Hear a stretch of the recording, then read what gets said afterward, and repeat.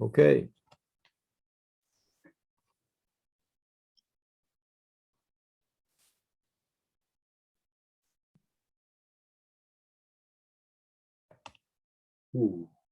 We're seeing a Zoom demo screen, Paul. I don't want you to see this demo screen. I'd like to see the Josh Gehley screen this way. Yes. Okay, now we've got Josh. Good photo choice. That's a good photo choice right there. Most of us would like to have that kind of a photo that we could, but few of us have that kind to be proud of. All right. I am so pleased to be able to welcome Josh Gehley back this evening. He's been with us 2 or 3 previous times. You may remember him for benchmarks with the Book of Mormon. How do you map the Book of Mormon? You got to start with the known places and measure from there. And he has presented on the gospel and presented on the tomb in the box. And this evening, he has come back to us and recently published a book I want to hold in front of you so that hopefully you can see it. This is his new book that just came out. And when I got into it, I saw that he had done some remarkable things with the 8 witnesses to the Book of Mormon. And he's covered quite a number of the other things in the book, but that I thought merited a special presentation. And so here he is this evening to give us that presentation. And I'm delighted with it because in reading the book, I learned some things I hadn't previously understood or apprehended, and I'm confident that you will as well. Look here, let me go back. Didn't mean to get off of there yet. Josh lives in Erie, Pennsylvania, which of course is a weird place for anybody to live. On the other hand, he is an evangelist and therefore can be expected to be found in all kinds of strange places. He has missional responsibilities in Latin America and Africa, and among the 22 countries where the Church of Jesus Christ, based in Monongahela, Pennsylvania, has its branches. His witnessing miracles, historical evidence for the resurrection of the Book of Mormon book of 2022, inspired the call to share the witnesses where he has special insight into their lives. And so I'm anxious for him to have the chance to share that. Let's proceed with our prayer together. Life-giving source, whose essence we find throughout the universe and within our own being. We appreciate the waves of light whose spectrum permits existence and our own seeing. We appreciate the waves of sound to which we tune to hear the messages of our choice. And we ask you to help us tune our souls to hear your voice. We appreciate the waves of history that have brought us to be inhabitants of this beautiful earth. And we appreciate the waves of your spirit washing over us, assuring us of your presence and our worth. Tonight, we gather on Zoom to pay respect to you and to Book of Mormon witnesses, to appreciate the research by Brother Josh Gehley, and to expand our understanding by what he says. To wave at each other and be reminded how good it is to see your presence in our friends, and to share in discussion amicably and, where necessary, to apologize and make amends. For we want to be more like you, to give better expression to the indwelling you create in us, and to get beneath the superficial, the unexamined, the traditional, the superfluous. And so we ask your presence that your spirit dwell with us as we share, to help us focus upon the important little things that show we listen, that we want to communicate, to play our part in the orchestration of the universe, to show we care. And to this end, we ask that you guide us, be our director, be our beacon, our all-seeing, for we pray in the name of Jesus, the peaceful one, our eternal Lord, who blesses all being. Amen.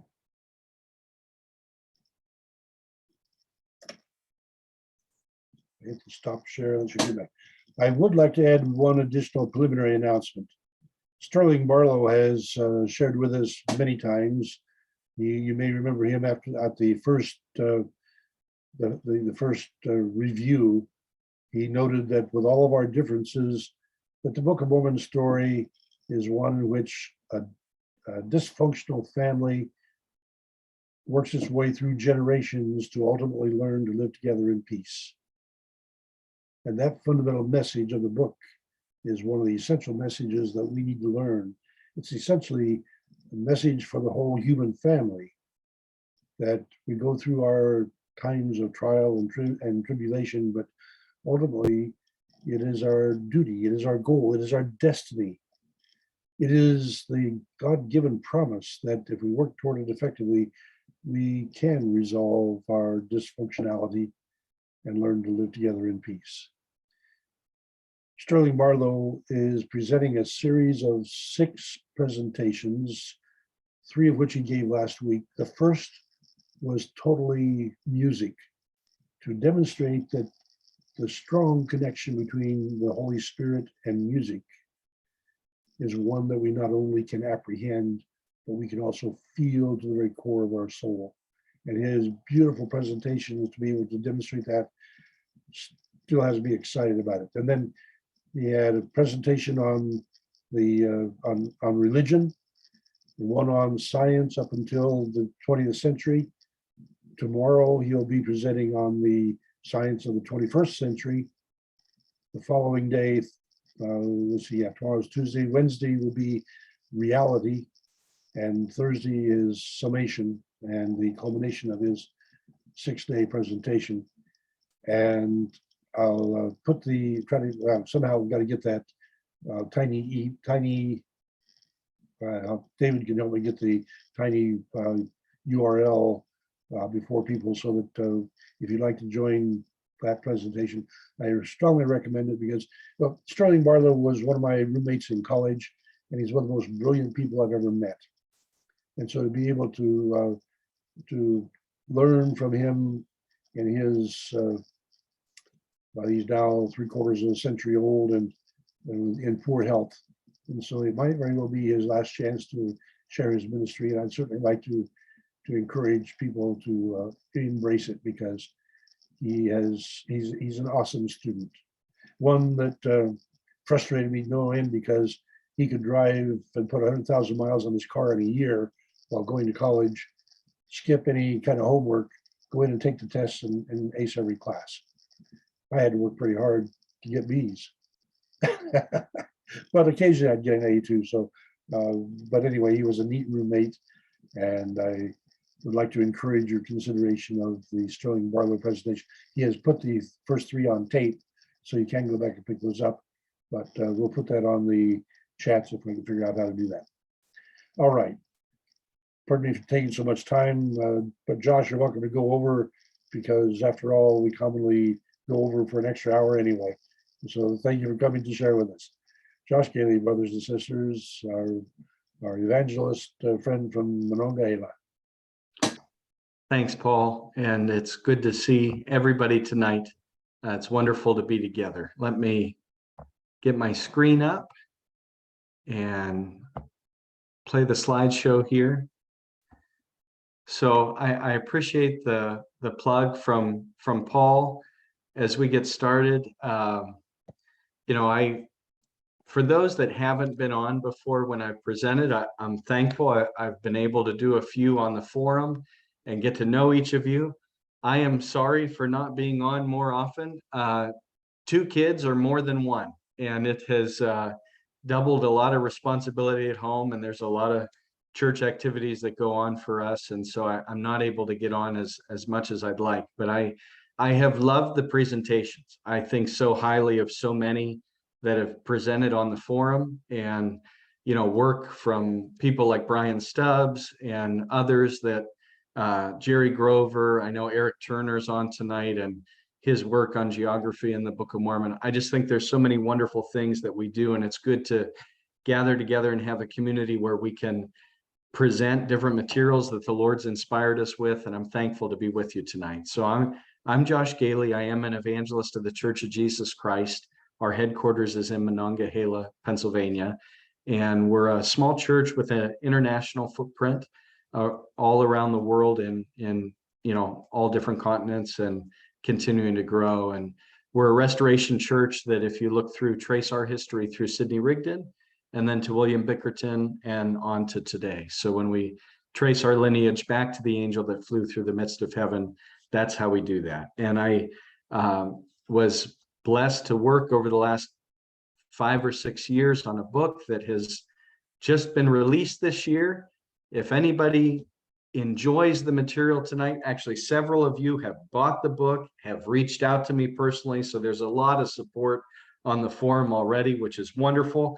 But the book is Witnessing Miracles. If anything that's spoken tonight strikes you and you want more information, the book is not a difficult read, but it has a lot of great resources and direct quotes relevant to the witnesses regarding the Book of Mormon, and overlaying that research with some of the apologetic work for the resurrection of Jesus, which is something I've presented here in the past. And so we're going to deep dive a little bit tonight on the witnesses. Maybe there's many things you've seen before. Hopefully there's a quote or two or some research in here that maybe you haven't seen before. And I hope that that might be the takeaway.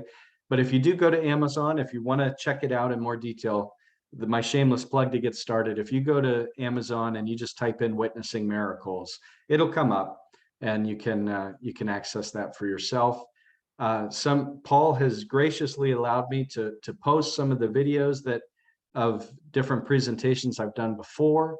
So I do have a website at bookofmormonhistory.com. It's private, it's my own. I run a podcast called the Book of Mormon History Podcast. You can access that on any forum, Apple Podcasts, Google Podcasts. And if not, and you still want to listen to some of that material where I'm interviewing different researchers and their work on different historical aspects of the Book of Mormon, you can access that at bookofmormonhistory.com. And my passion for that is I do have a degree in archaeology, and it's not what I do professionally anymore, but it's why I love the historical aspects of the book. And so bookofmormonhistory.com is a resource for anybody that would be interested as well. And as I've spoken in, Paul referenced in the past, I've been blessed to be on here. This is actually my 4th night. I was surprised looking back, but we've done the comparison of the apologetic evidence for the empty tomb and the resurrection of Jesus, and overlaying that with the restoration of the gospel and coming forth of the Book of Mormon. That's some original research that I've done. And then another bit of original research that I've done and been able to present on before is a deep dive into the hermeneutics of 3 Nephi 27, when Christ says, "This is my gospel," and overlaying that with and Roger's on tonight. He has done some similar work as well and was able to present previously. But in 3 Nephi 27, I then overlaid that with different gospel statements in the New Testament, especially those that might even predate some of the letters in the gospels themselves. And we find that the messages match. The message of the gospel that Christ gives in Bountiful in his own words matches those of the apostles in the New Testament. And so we looked at that, and also the geography of how would you even begin to map the Book of Mormon. And there's 100 different approaches to that. I gave my opinion on having a datum point and working from a known center and building out from there. Tonight, what we're going to be doing is, the book itself, I'll do just a little summary here and then dive into a lot of the different quotes, wonderful quotes from the witnesses for the Book of Mormon and the golden plates. But I'm taking in the book what's called a minimal facts approach. And what that is you're trying to figure out, okay, something happened in the past. What are the bare bone basics that both a critical scholar and somebody like me that would be a believing scholar? So on one side of the equation, you might have someone like a Bowman or someone like a Dan Vogel, and as maybe unbelievers or skeptics. On my side, a believing side, I would be somebody that's a believer in the Book of Mormon, but what are some of the minimal facts we could both agree on? And then using a historical method to determine what's the best explanation of those facts. So it's the historical method that I use to approach the witnesses and come up to a conclusion that I sincerely believe the best explanation of the facts is that the Book of Mormon did come from golden plates that were extracted out of a hill in New York. We'll look at a little bit of that, but we'll be more focused on the witnesses tonight. But this is the method, the standard. So if somebody wants to do their own research and come to a different conclusion, they can, as long as we have the same starting point. And this is the starting point. I was amazed when I started doing this research, now I began to realize how many biographies I'd read, how many different things I'd read that had no basis in a historical method. It was just the opinion of the author. And this is an attempt to kind of strip that away. And I simplify that in the book. So here's some of the conclusions of the book that I draw as I work my way through the text. And it's a short book. It's less than 200 pages, so it's not a hard read. But some of the main points of the book are the fact that the Book of Mormon is impactful. This is chapter 1 of the book. It's impactful. It has impacted millions of people. Of course, as a believer, I wish that impact was even greater. But it has been tremendously impactful, and it's worthy of investigation into the miraculous origins of how it began and how it came to be. There should be an explanation of how it came into existence. There is ample source materials available to complete the investigation. So maybe we could look at a miracle from history. Somebody could say, well, I had a dream last night, and that could come from the Lord, but it may not be something we could test in history. Personal experiences or so many events, not even miracles, but so many events in history are obscure, and you can never actually prove or disprove them or bring forth evidence to support them. But when it comes to the Book of Mormon, there's tons of source materials. We'll be looking at them. There's tons of source materials to actually do the investigation and trying to decide, well, what actually happened here? There's way more materials than would ever be available for something from deep antiquity. So many times, like the Roman historian Livy, only like 38 out of 100 different books that he wrote even exist today or even available today. So much gets lost to history. So we have plenty of original source materials from the witnesses and those who were around the witnesses, and from Joseph Smith and those who were around Joseph Smith, to do an investigation to see what actually might have happened. His neighbors, his enemies, they wrote. Lorenzo Saunders, there's so many that we can look at that wrote, not even all the friendly ones, but they're available to lay out there and do the investigation. So we have way more source materials. The resurrection of Christ and the coming forth of the Book of Mormon, they're comparable miracles for testing using the same historical method. Both of them started a religious movement. Both added to the religious canon of their day, the New Testament. The apostles boldly wrote their letters, and Peter in Peter 3:16 writes about the letters of Paul, and he calls them the Word of God. And so they were authoritatively writing, just as this new religious movement with the restoration comes forth, and all of a sudden we have a new scriptural text. There's a comparison there. Now that correlation might not necessarily mean causation. That's what we need to look into. But at least there's a correlation there, something worth investigating. So one side point to that is, for the Book of Mormon to be true, to have any source of reality, to be a living miracle today, Christ has to have resurrected. So the resurrection of Christ is a prerequisite, because in 3rd Nephi, we see the Lord descending at Temple Bountiful and appearing to 2,500 people, including women and children. And so I would argue that with the Lord's descent to Bountiful, if the Book of Mormon is true, the Book of Mormon is actually the greatest evidence in support for the resurrection ever offered to mankind. So just somebody that believes in Jesus, but doesn't even want to touch the Restoration Movement, doesn't even want to look at the Book of Mormon. Well, actually, within the Book of Mormon, there's a great hope of Christ resurrecting and it being an independent witness of the risen Savior from thousands of miles away. That should propel even a skeptic who's a believer in Christ to pursue the miracle and pursue this line of evidence. So we do have multiple witnesses that claim to see or handle the golden plates that Joseph Smith procured out of a hill just a few miles from his house and just a few miles from Palmyra, New York. We have, of course, the three witnesses. They claim in two groups of two it starts off, Joseph's with both of them, but it starts off with all four of them, David, Oliver, Martin, and Joseph, and they're all together praying, and Martin believes he's the reason why they're not seeking the revelation, so he goes off on his own, and Martin, David, and Joseph behold the angel who presents the plates and other artifacts, and they hear a voice that declares unto them that the translation is correct. And then you have Joseph going to find Martin, and they pray together, and it's just those two, and they see the angel, and he's holding the plates, and Martin cries out, "'Tis enough, 'tis enough, mine eyes have beheld." And so that's our three witnesses. That's what happens on that, as Oliver Cowdery described it, on that clear, beautiful morning.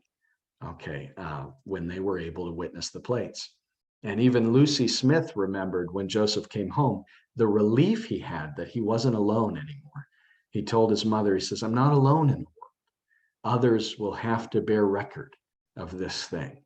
And so the way Joseph's mom described it, I thought so powerful, because she saw the relief of her son as he's coming in, basically saying, he didn't say it in so many words, but Mom, I'm not a lunatic.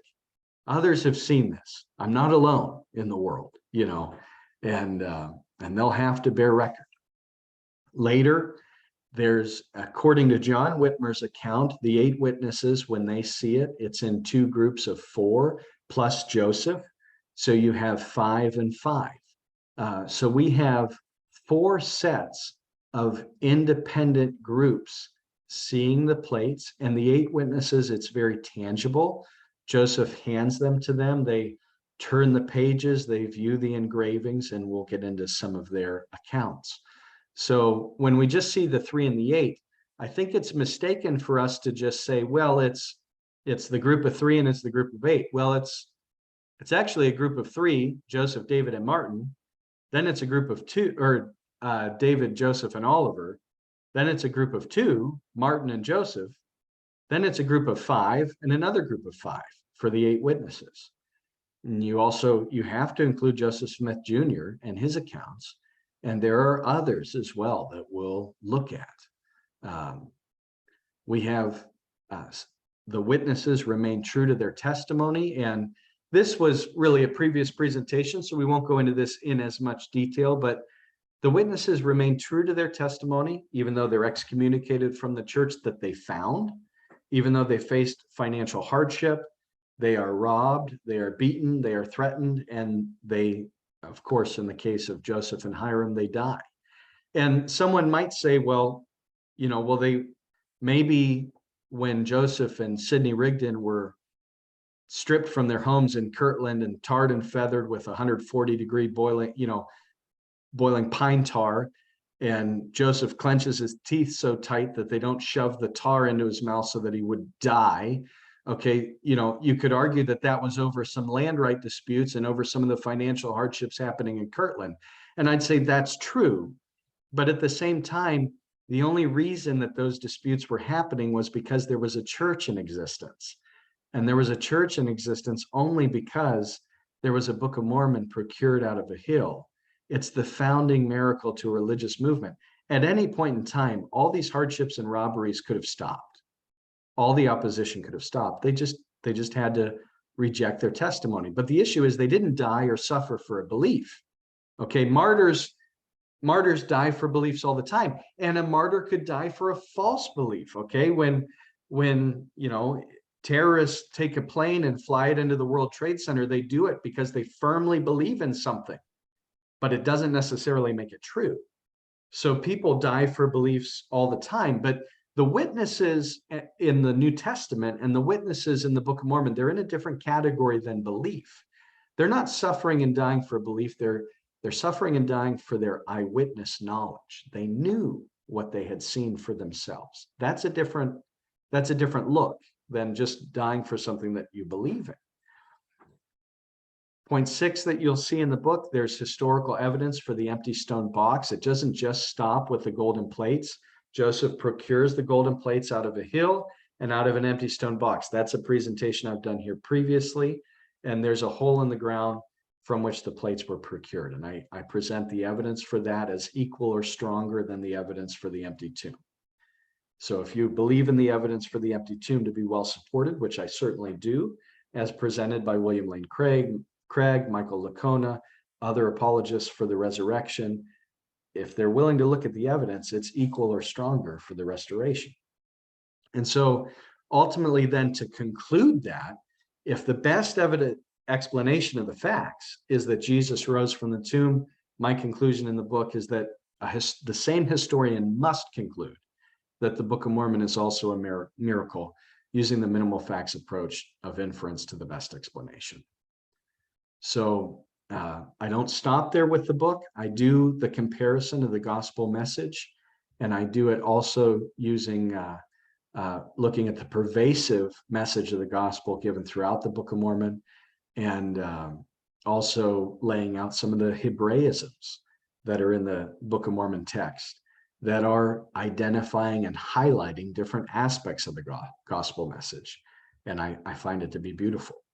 And so the last point that I make is similar to many apologists for Christ, and it's that you can know for yourself. All the evidence is good, it's entertaining. I think we'll enjoy it tonight, but at the same time, you can go to the Lord yourself. He can personally reveal his truth to you.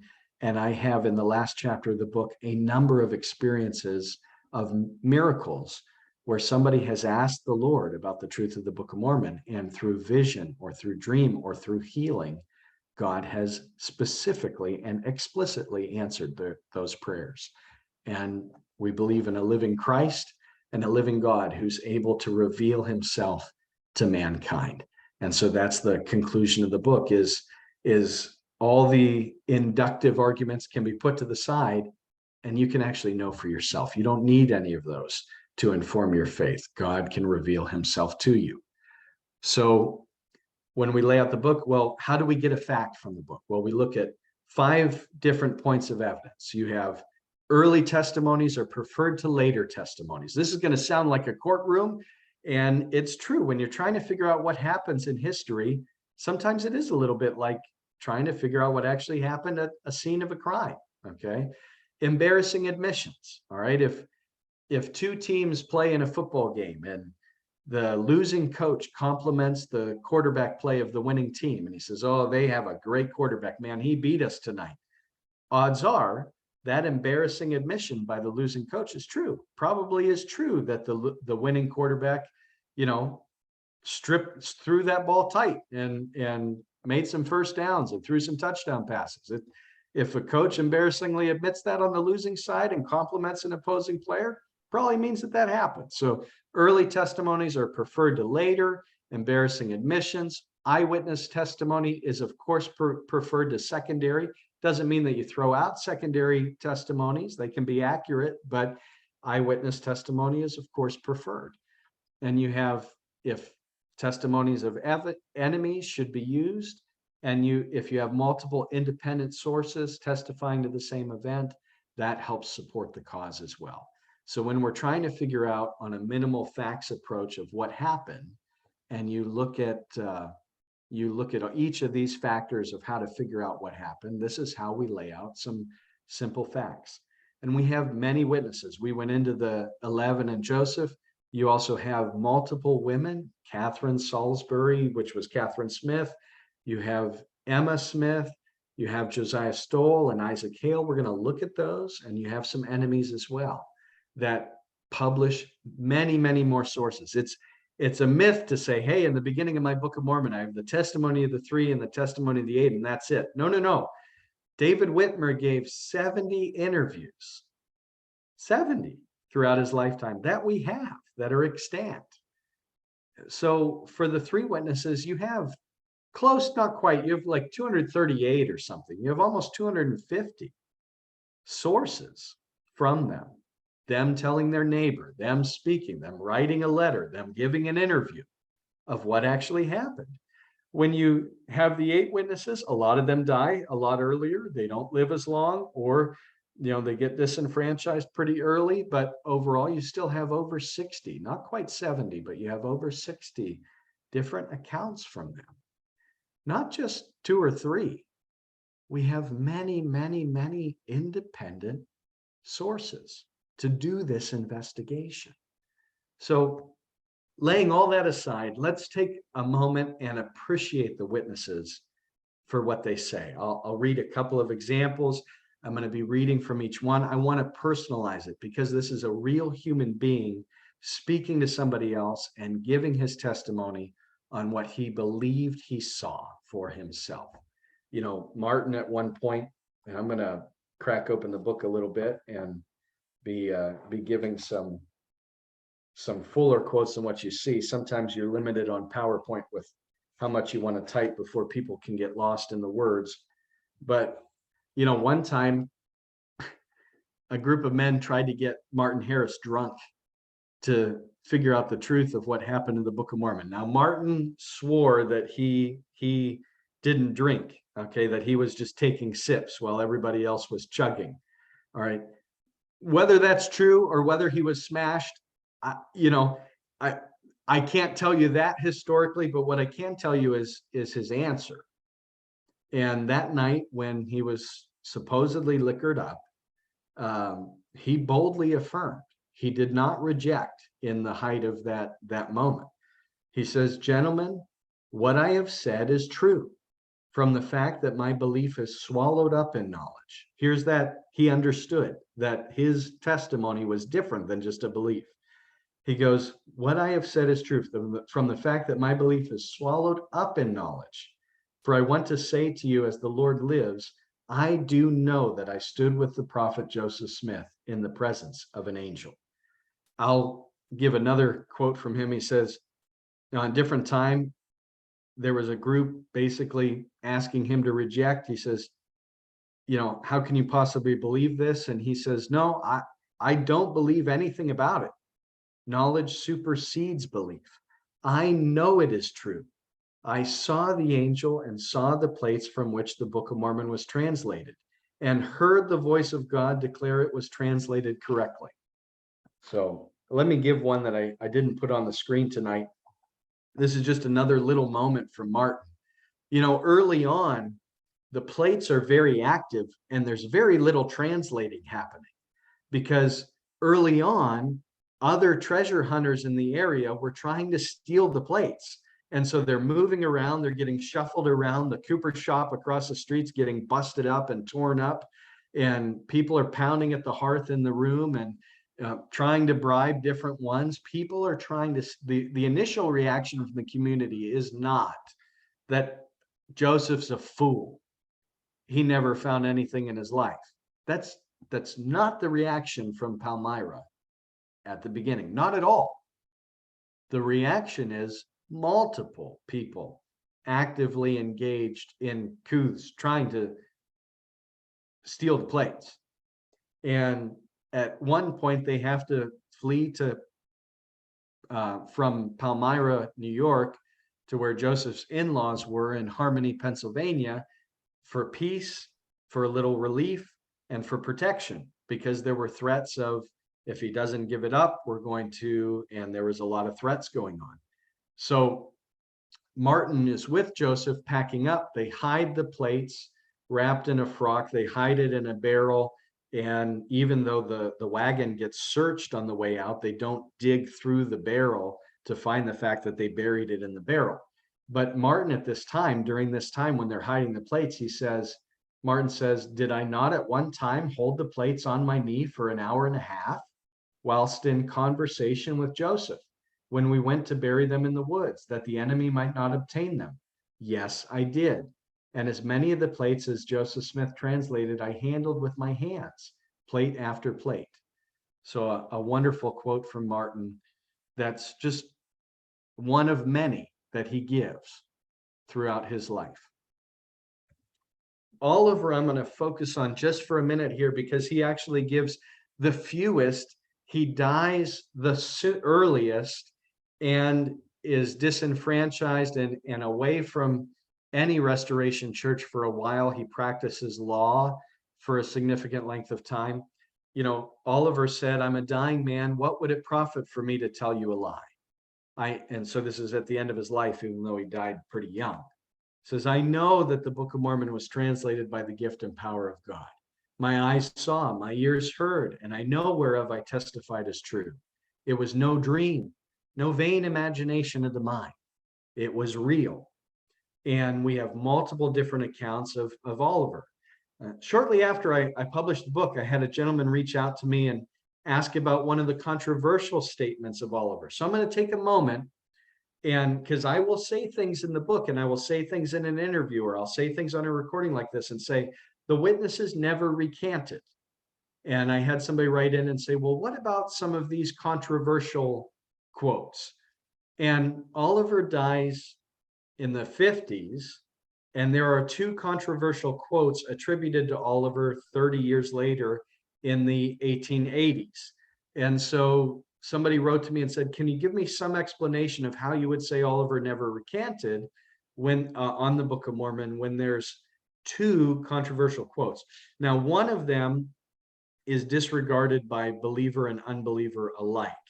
And the second one is not taken, let me address this and show you perspective. I think for each reference, each source, I try and weigh it in with the same historical method across the book and try and be as impartial as I can. There's a testimony of Oliver testifying to the Book of Mormon in a courtroom. And to me, that evidence is not strong enough for me to include in the book. So I didn't. I find this line of reasoning equal on the opposite side as maybe a contrary source. David and Martin live long enough, they refute every false publication about them. David hears of a false report. He stands up and publishes an interview and says, that's not what I said. I said this. Let me correct the record. You know, and they defend themselves. Well, Oliver's dead for 30 years before this controversial source comes out. He can't defend himself. So what's the pro for Oliver never recanting? The pro that he always remained true to his testimony. Well, we have a corpus of letters, early accounts, him writing about accounts that we have, and it's always supportive of the Book of Mormon. We have his earliest account in November of 1829 of him referring to his early experiences and his witness. He writes, and others remember retellings of his accounts throughout the 1830s. These are multiply attested early source documents, and there's nothing dating to his lifetime that would suggest otherwise. We have early retellings from non-sympathetic sources that he was true to his testimony. This includes a Painesville Telegraph, a newspaper in Ohio, reporting about his positive witness of the Book of Mormon, even though it was not a positively affiliated publication. And he's the one that writes the first copy of the witness statement on the printer's manuscript. So he certainly knew what the original was and whether or not his signature was there. So after his excommunication, there's multiple witnesses that support him remaining strong in his statement. So Oliver's wife makes strong statements. At his death, multiple people at Oliver's death are there, they're present, and they report that basically his dying words is to profess his witness of the Book of Mormon. And there's a statement from 1846 on that and 1848, recording and reporting what was happening at the time. So this is all multiply attested, given throughout his life. And we have early statements, we have direct statements, we have statements from enemies confirming it. So when we look at how do we decide a fact, all those things check off all those boxes. okay, that Oliver was pro Book of Mormon and never recanted. Now, when we start looking at the one statement that is maybe taken seriously by some, but not weighed in this way, is there's a statement from Mr. Keene, because Oliver later, after he's excommunicated, does join the Methodist Church for a time. And the controversy when he joins the Methodist Church is his relationship with the Restoration Movement and Book of Mormon. And so there's a statement from a Mr. Keene basically saying that there was a board discussing Oliver's membership and whether or not he needed to recant in order to be a member of the church. And again, this is given 30 years after the fact. But the Mr. Keene who gives this account admits that Oliver did join the Methodist Church, which is true.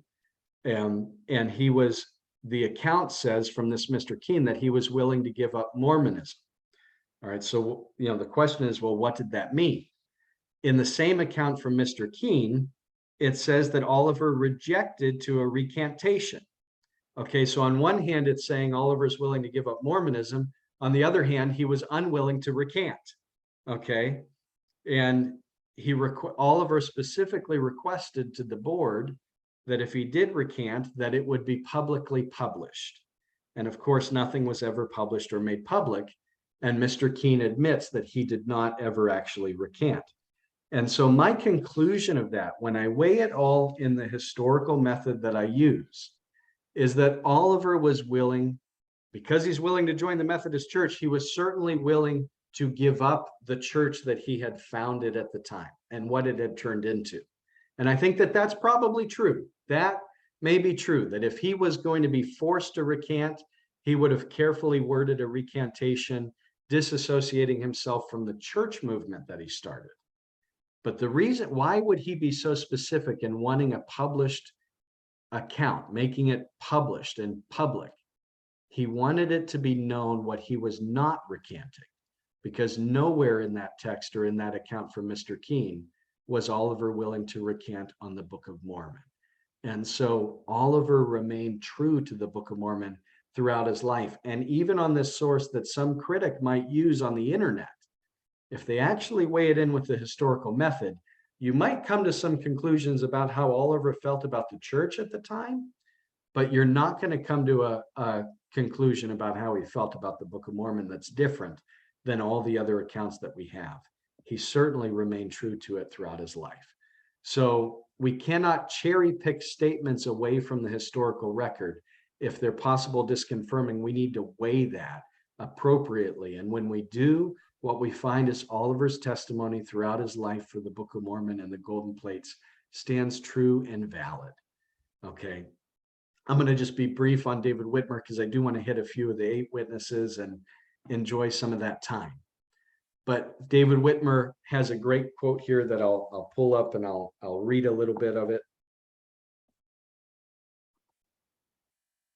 David says, "I've been visited by thousands of people, believers and unbelievers, men and ladies of all degrees, sometimes as many as 15 in one day, and have never failed in my testimony. And they will know someday that my testimony is true. I heard the voice of the angel, just as stated in the said book, and the engravings on the plates were shown to us, and we were commanded to bear record of them. And if they are not true, then there is no truth. And if there is no truth, there is no God. If there is no God, then there is no existence. But there is a God, and I know it." I love that example given to us by David Whitmer. I just find it powerful. I find it a little bold, and I like it. I like the way that he draws the line on truth. And I know Paul did a question of truth with a capital T or a lowercase t. For David Whitmer, the Book of Mormon was a representation of truth with a capital T that day, in my opinion. And John Whitmer, his brother, and at one point a historian in the early church, is one of our 8 witnesses. And he has a wonderful quote. So I'll read a quote from one of our 8 witnesses, John Whitmer.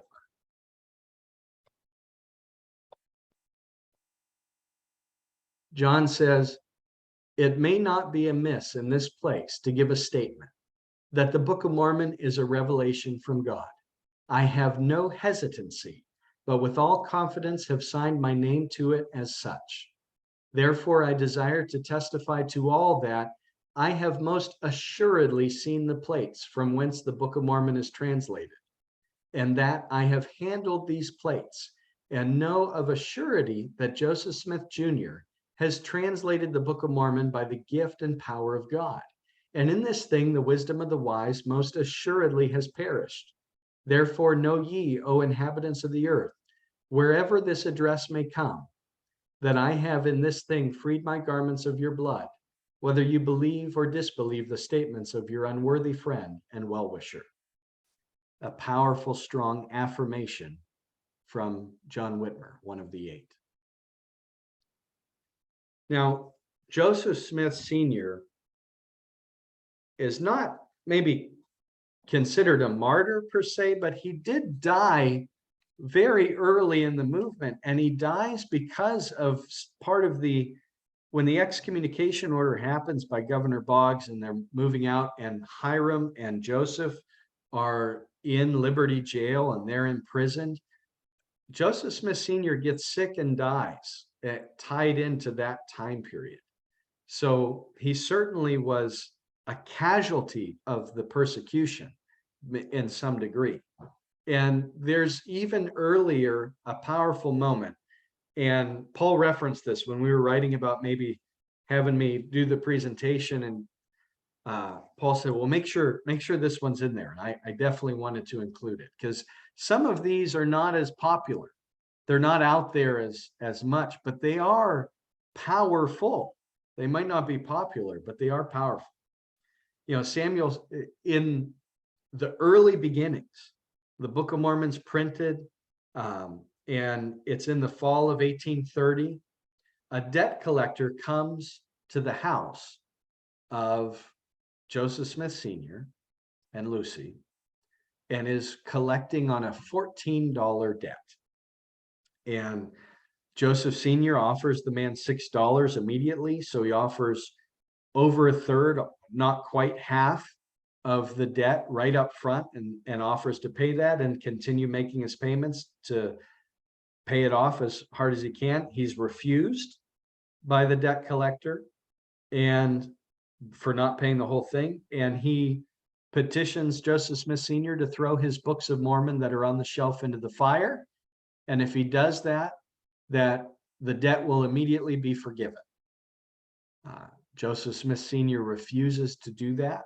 He will not burn what was to him the word of God and a revelation from the Lord. And so his refusal, he is imprisoned in a debtor arrangement. And here's a quote from when his son Samuel Smith went to visit him. He says, "Immediately after I left your mother, the men by whom I was taken commenced using every possible argument to induce me to renounce the Book of Mormon, saying, 'How much better it would be for you to deny that silly thing than to be disgraced and imprisoned, when you might not only escape this, but also have the note back, as well as the money which you have paid on it.' To this I made no reply. They still went on in the same manner till we arrived at the jail, when they gurried me into this dismal dungeon. I shuddered when I first heard these heavy doors creaking upon their hinges. But then I thought to myself, I was not the first man who had been imprisoned for the truth's sake. And when I should meet Paul in the paradise of God, I could tell him that I too had been in the bonds for the gospel which he had preached. And this has been my only consolation. From the time I entered until now, and this time 4th day, I have had nothing to eat save a pint basin full of very weak broth, and there lies the basin yet." A quote from Joseph Smith Sr. as he speaks to his son while he was imprisoned there in the fall of 1830. Very early persecution there. Hiram Page was beaten for his testimony of the Book of Mormon and never recanted during that difficult beating. And a great quote for him what is, as to the Book of Mormon, it would be doing an injustice to myself. He's writing here to William McClellan, an early apostle of the church who later leaves, is later excommunicated from the church. But he's writing to William McClellan. William McClellan stays true to the Book of Mormon as well, even though he was never a witness. His quote is from Hiram: "As to the Book of Mormon, it would be doing an injustice to myself and to the work of God of the last days to say that I could know a thing to be true in 1830 and know the same thing to be false in 1847. To say my mind was so treacherous that I had forgotten what I saw, it would be treating the God of heaven with contempt to deny these testimonies." And Hiram was never excommunicated. All the other 8 witnesses and 3 witnesses of the Book of Mormon, if their last name was not Smith, except for Hiram Page, they were all excommunicated from the church. Hiram just leaves. He's not formally excommunicated, but all the others were excommunicated, but never, while there might have been inner turmoil happening there, they never reject the Book of Mormon. Hiram Smith, Joseph's brother, gives a great quote out of Liberty Jail. So I'll read that quote to you. I hope each one is encouraging to you. It certainly is to me. But when they were in prison in Missouri, Hiram writes a letter to the church to encourage the church members who are fleeing out of Missouri. It says, "Having given my testimony to the world of the truth of the Book of Mormon, and having been brought into great affliction and distress for the same, I thought that it might be strengthening to my beloved brethren to give them a short account of my sufferings for the truth's sake. I had been abused and thrust into a dungeon and confined for months on account of my faith and the, quote, testimony of Jesus Christ, end quote. However, I thank God that I felt a determination to die rather than deny the things which my eyes had seen, which my hands had handled, which I had borne testimony to, wherever my lot had been cast. And I can assure my beloved brethren that I was enabled to bear as strong a testimony when nothing but death presented itself as ever I did in my life." The dire straits that was the Liberty prison at the time were extreme, but Hiram's consolation was actually hanging on to the truth which he had seen for himself and bearing that to the saints.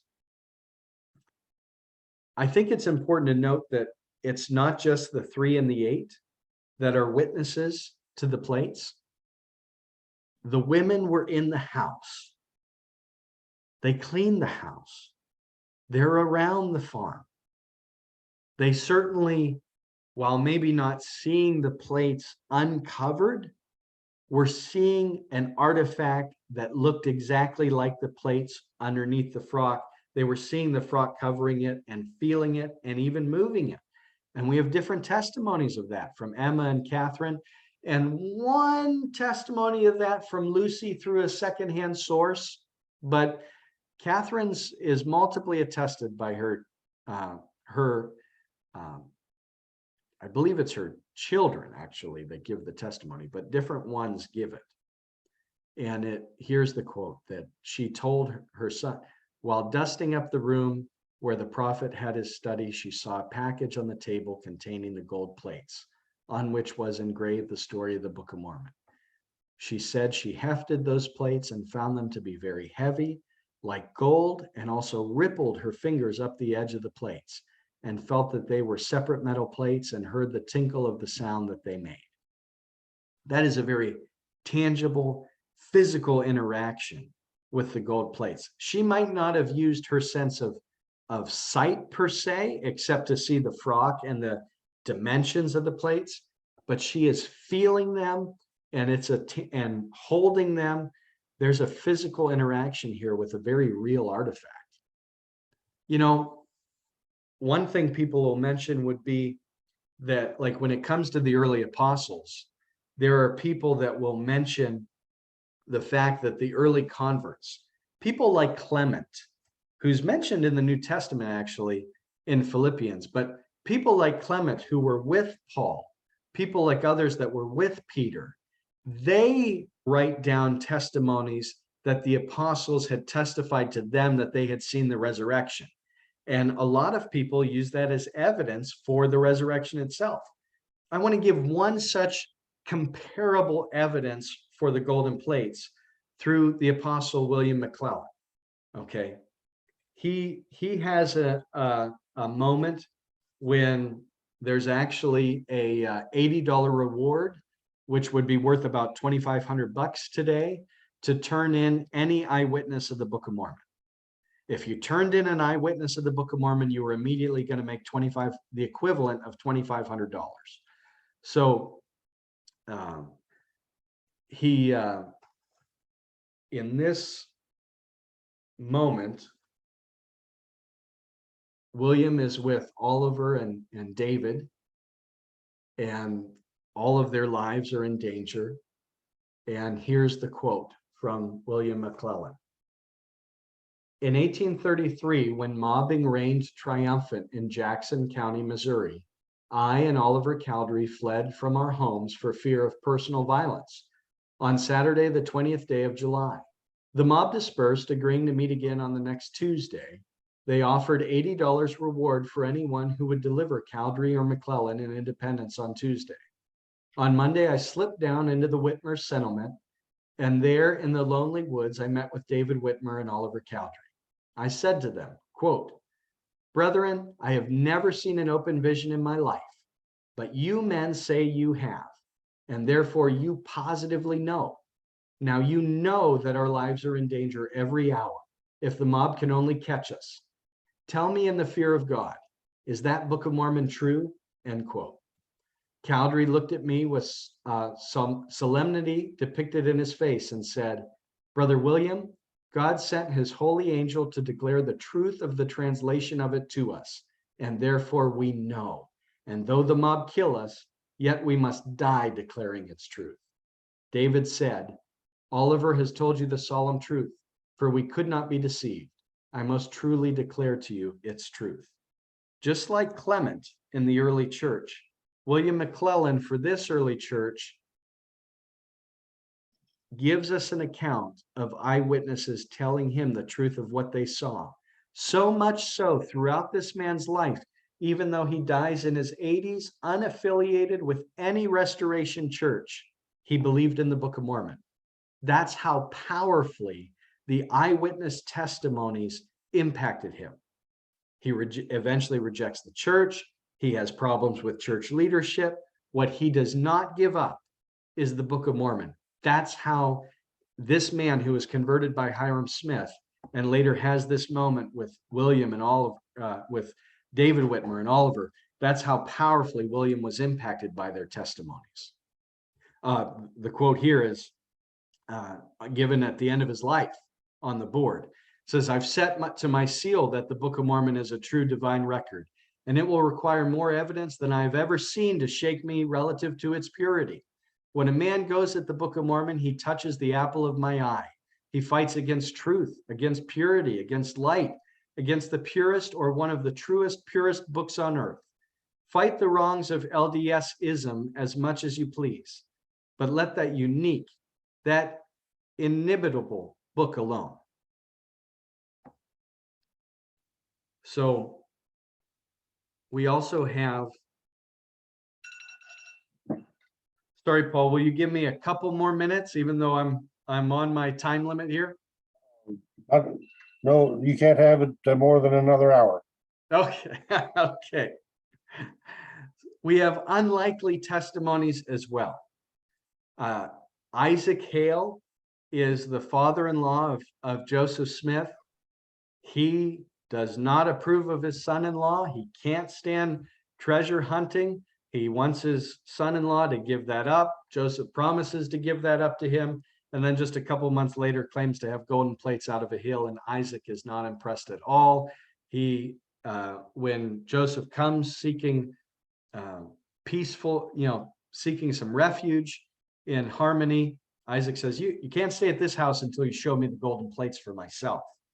And Joseph tells him, well, you can't do that but they're in this box. You can hold it, heft it, shake it, anything you want.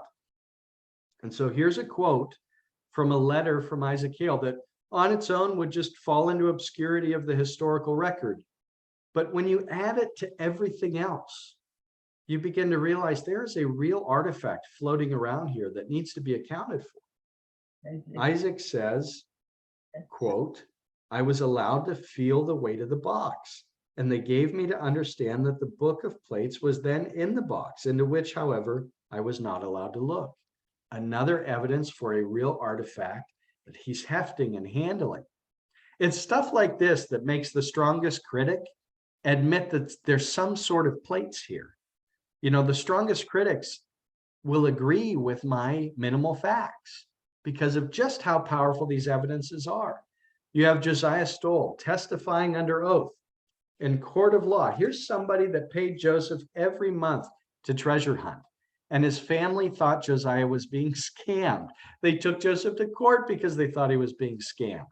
And yet, in this moment, Josiah testifies at court, something that shocked Joseph and everybody else in the courtroom. And here's a quote from Josiah. Quote, witness, which is reference, this is the court typeset. Witness, meaning Josiah, was at Palmyra and saw a prisoner, Joseph Smith Jr. That prisoner told witness that the Lord told prisoner that a golden Bible was in certain hill. That Smith, the prisoner, went in the night and brought the Bible, as Smith said. Witness, hear this. Witness saw a corner of it. So what this is saying is Josiah was home at the Smiths the night that Joseph brought in the plates. Joseph got the plates out of the hill, hid them in a hollowed log on the hill for a while, and then eventually brings them home. The night he brings them home, Josiah is at the house. Joseph Smith passes the plates through the window. When he passes the plates through the window, prisoner was there the night, and witness saw a corner of it. It resembled a stone, and should judge it to have been about 1 foot square, 6 inches thick.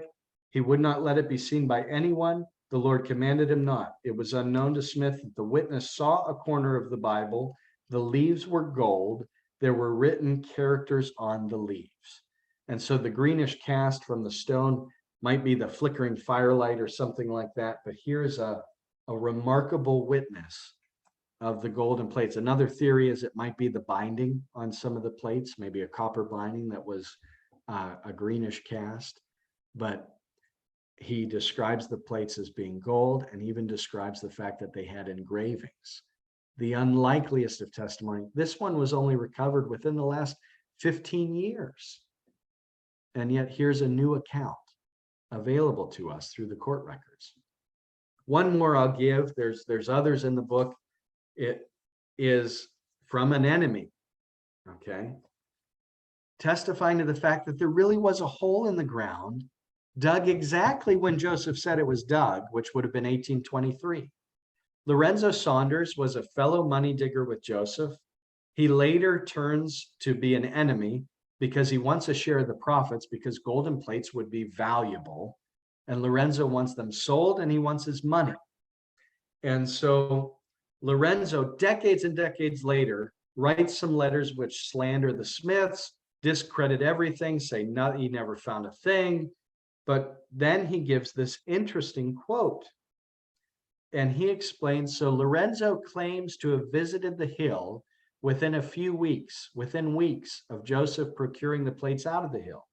And he claims to do that in 1827.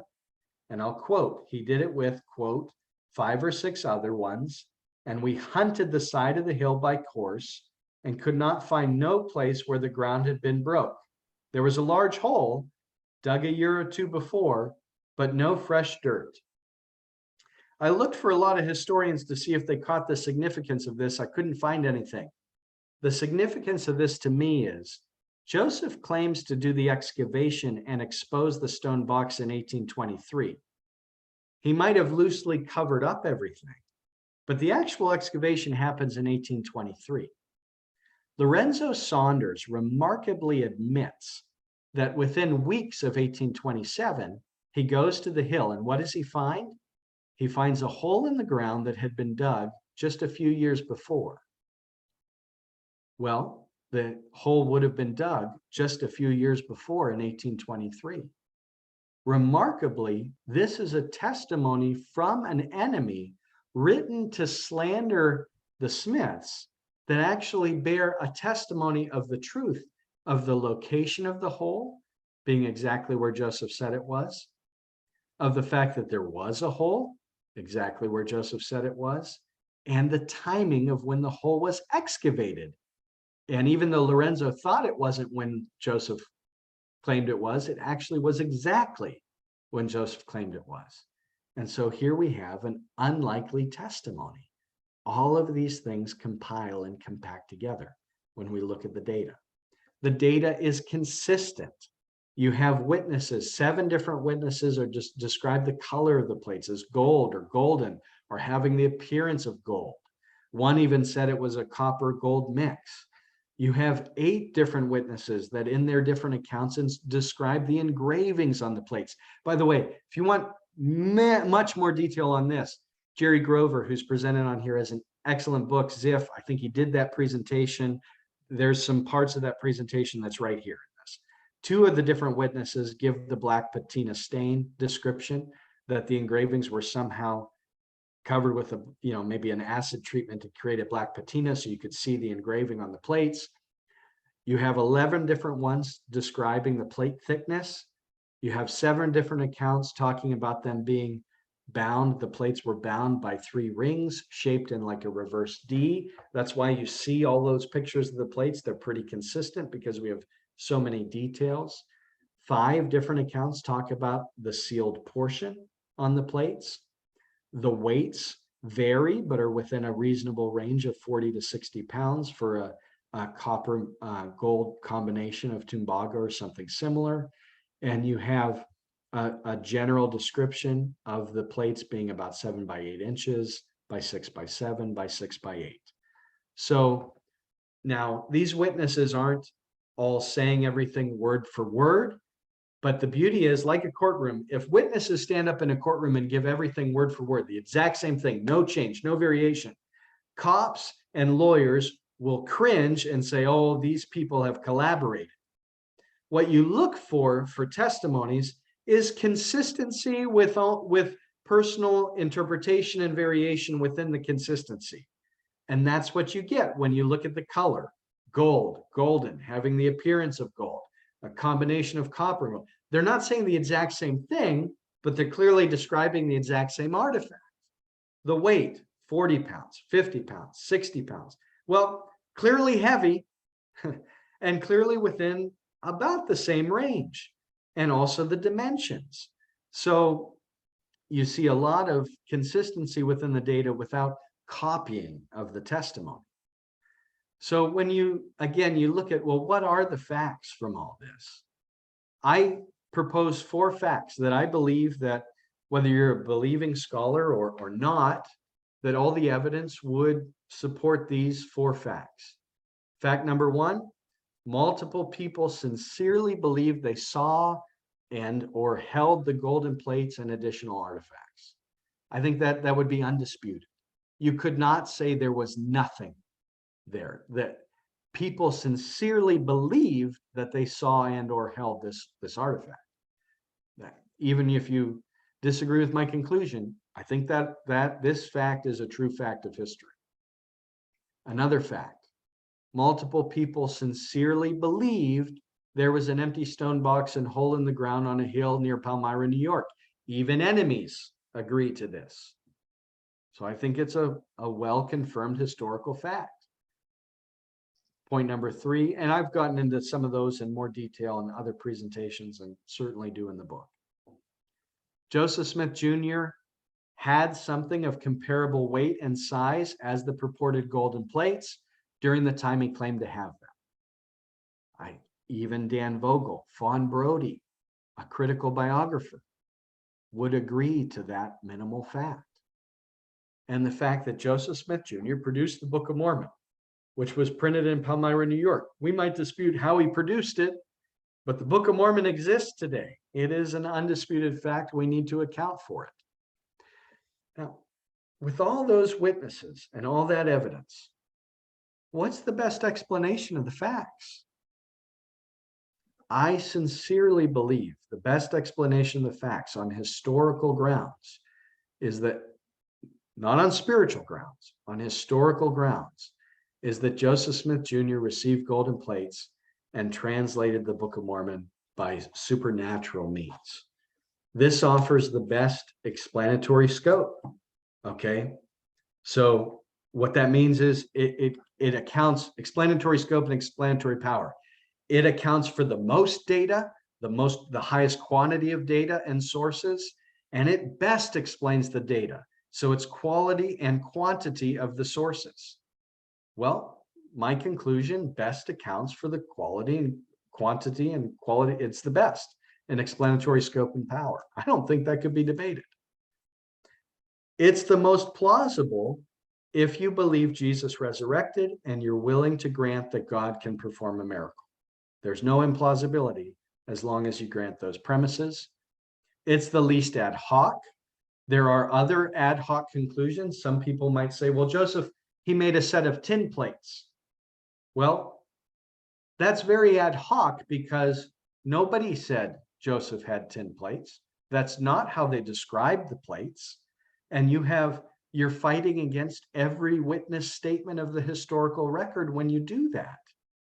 So my explanation is very much so the least ad hoc. Fake plates or forged plates by Joseph with no evidence to support it, at least direct evidence. You got to create some conspiracy there. That it's the very definition of ad hoc. And even if you're a critic coming up with that, you would have to admit that. You'd have to say, yeah, this is ad hoc, but it's the best I've got, and there's no contradictions or disconfirming data from my conclusion.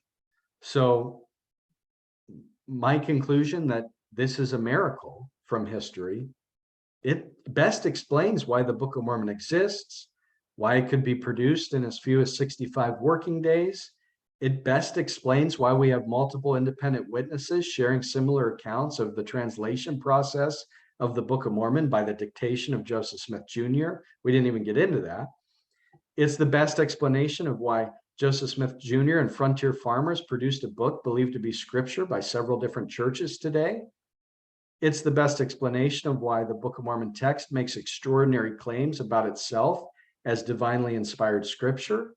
It's the best explanation of why the Book of Mormon text makes extraordinary claims about Jesus Christ being the risen Son of God. It's the best explanation for why 3 witnesses would sign an affidavit that they saw the plates and an angel, that they claim to hear a voice confirming the truth of the translation of the text. And I can go on and on here. I'll just pick a couple more. It's the best explanation for why Josiah Stoll would testify under oath that he saw the golden plates. The best explanation is he did. It's the best explanation for why the Restoration movement begins. It's the best explanation of why enemies try to steal an artifact from the financially destitute Smiths because of the artifact's presumed financial value. All the enemies knew how poor the Smiths were, and yet a miracle is the best explanation of why they would think otherwise. It's the most plausible. If God exists, then an inspired Book of Mormon is certainly plausible. The only caveat here is God exists and he raised Jesus from the dead. The Book of Mormon, reason why it's plausible? Well, the Book of Mormon makes miraculous claims about its own contents. Its contents profess the resurrection of Christ. Participants during the time of its creation all share the miraculous accounts of its coming forth. Emma, Oliver, and others surrounded with the translation.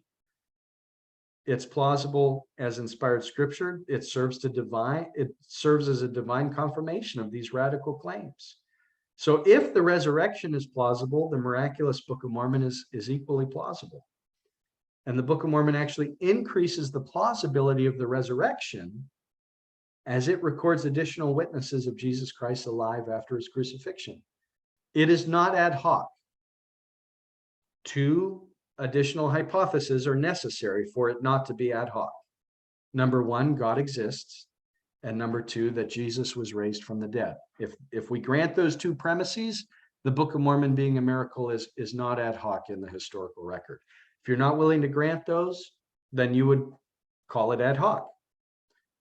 And there would be no disconfirming or contradictions. It's in accord with accepted beliefs. If there is a historical resurrection of Christ included in the Book of Miracle, it's demonstrated by multiple scholars then as it's not contradictory. And it would be, there would be a contradiction if we were saying Joseph Smith naturally translated the plates. That's not the claim. The claim is that it was a supernatural event. So with that, there would be not a contradiction. Now, here's some scholars.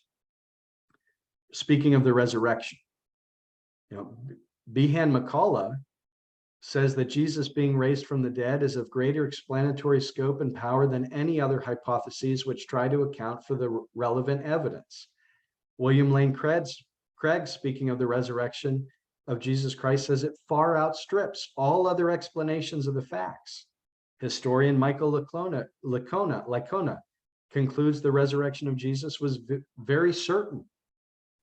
Well, if all those things are true, I would argue that the Book of Mormon is certainly the best explanation of the facts if we're willing to grant the resurrection.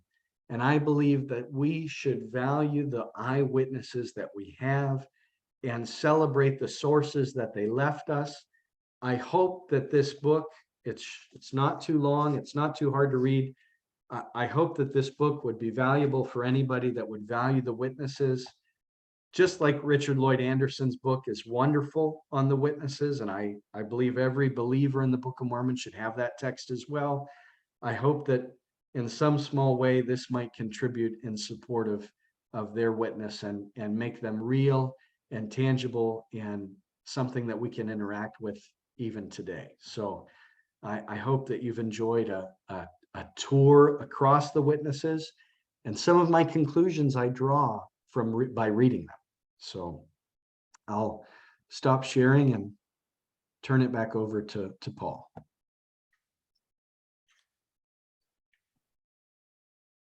Check, make sure.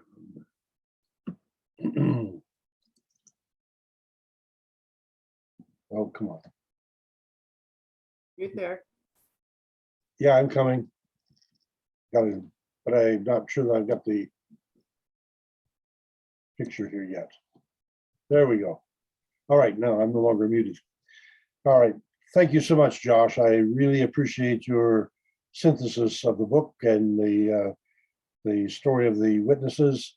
I think it's just amazing how much more you're able to reveal about that through this presentation, and I'm confident there's going to be a bunch of questions about it. I do want to give you, you shared so much of your witness and of your understanding. I'd like for you to have a chance to share your testimony. What is it about the Book of Mormon? What Book of Mormon scripture is there that particularly compels you? What, or perhaps the question is, how did you come to believe the Book of Mormon to be significant, and just what is your testimony of it? Thank you. That's maybe my favorite question I could have ever gotten, Paul. I clearly, I mean, I love the Book of Mormon, but I am skeptical by nature. Okay, so I'm a critic deep down, and my father and business partner and my dad knows that from my approach to our business and how I just go after different things. I look at things critically, and so for me, my real testimony for the Book of Mormon came when I was in college. My first professor was an atheist that was not afraid to preach atheism from the pulpit of his professorship. And my very first class in college was in bioanth, which was a great class, but his first words out of his mouth was, well, if anybody has any strong religious beliefs, leave them at the door. They're not welcome in the classroom. And that really hit me deep and started a pursuit for me to make sure that I really understood what I actually believed. And began to study it out. And so for me, the Book of Mormon makes Christ alive to me. It makes the gospel alive to me. It's really not that I've had some miraculous vision. It's a spiritual confirmation of the Spirit when I read it. It corrects me. It straightens me out when I go astray. It leads me to Christ, and it brings me to the feet of the Master. So for me, that's why I absolutely, passionately, and zealously love every word in the book, is because I'm drawn to Christ by reading the pages, and I found that it enriches me instead of doing anything else. It opens up prophecy. It opens up the Old Testament. It makes the New Testament a church that I belong to and feel like I'm a part of in so many ways. So I love how it connects me to the Bible and connects me to the Lord. And so that would be my own personal testimony for the book. And I've been blessed and privileged to see too many miracles in my life to head in any other direction. I mean, each of you know, I think on this call, how I can't talk about this without getting choked up, but my daughter Phoebe was born with a genetic disorder, and she was anointed and she was healed of a genetic disorder. That's just by the power of Christ. There's nothing else, and so I'm indebted to a Lord that I can never repay, and I wouldn't want to be in any other service. So Thank you. And it was our honor to be able to pray for her as well. And we continue to do so for her and your family. yeah, and she's awesome. I mean, she is healed. I mean, thank you for the prayers. We'll take them.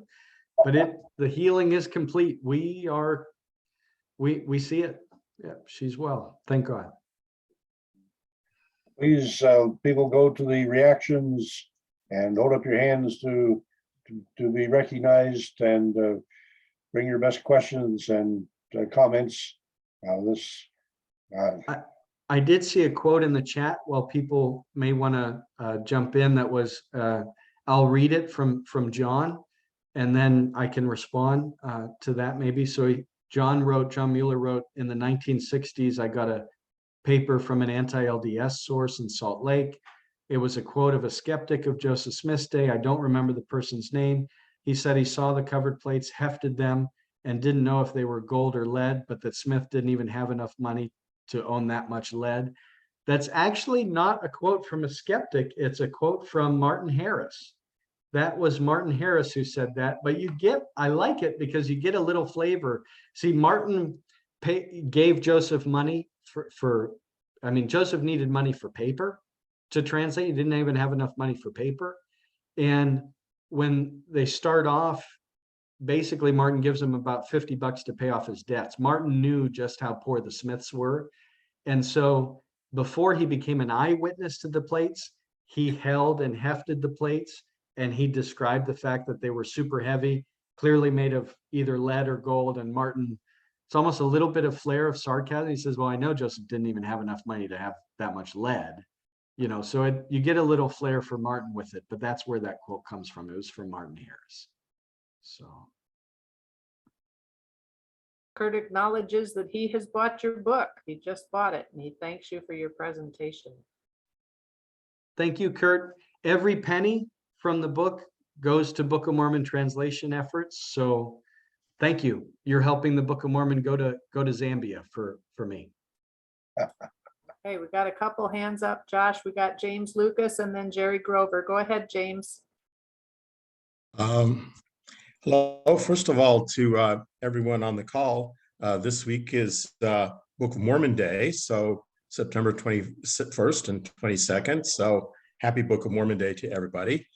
I also would just like to commend, in connection with the research for our book, the last few weeks, I've had the unique opportunity to go through the uncatalogued papers of Richard Lloyd Anderson, and to have an appreciation for the vast amount of research that went into producing his research and books on the Book of Mormon Witnesses, which Josh alluded to.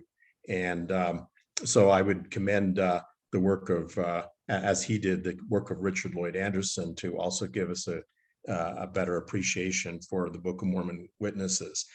My question is just to ask what you would make of sort of second-hand witnesses. In other words, we don't have a direct testimony from them, but descriptions by others of their testimony. And I'm thinking here particularly, since you did include, make an effort to include women who were witnesses, I'm thinking here particularly of Mary Whitmer and the accounts we have from her family, who all of them, or several of them, most importantly, David Whitmer, recounted the incident where Nephi, of the three Nephites, came to Mary and showed her the Book of Mormon, the gold plates, when the Book of Mormon was being translated at Fayette at the Whitmer home.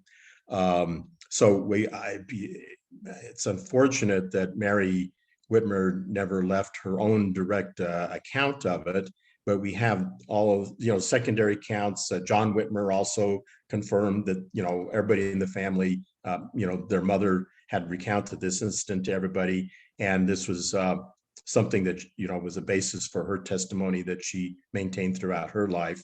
So I was just curious what you made of sort of second hand, but really significant witnesses like that. Yeah, that's a great question. My way of approaching it may not be somebody else's way, but my reaction would be, first, I include Mary Whitmer at the start of the last chapter. And that may not be relevant to answer the question, but the last chapter is all about the experiential. And for Mary, it was experiential.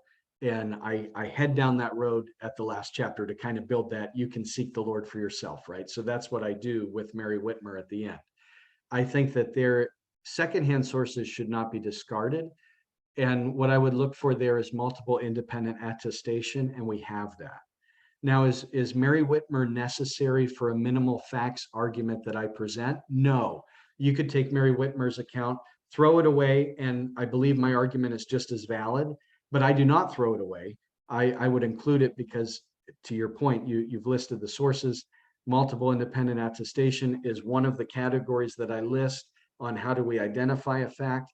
I would have a hard time with taking anybody seriously that would say, well, there's nothing to it. I don't think you could do that. So to me, we have multiple independent attestation. They're pretty early. They're also early, relatively. So with that, I think it's perfectly valid. And in comparison to antiquity, it's all very early, but I still think even with modern, 19th century, still very early. I think it happened. Something happened there. And there's enough evidence to say that she definitely believed it was Nephi.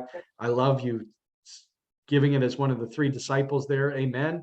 And I would just say, I would totally agree with you, James, there.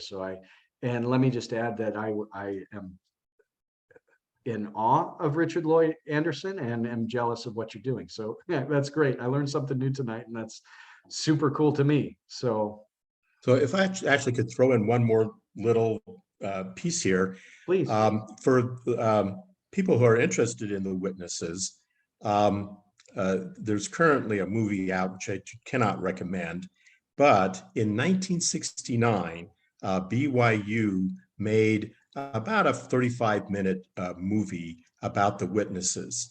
And it was, it's available online. You have to kind of hunt around a little bit to find it, but it was directed by Wetzel Whitaker, who was kind of the famous man who founded the BYU Motion Picture Studios. Carolyn Pearson was the screenwriter, who was a very well-known author in LDS circles. And most importantly, Richard Lloyd Anderson was the historical advisor.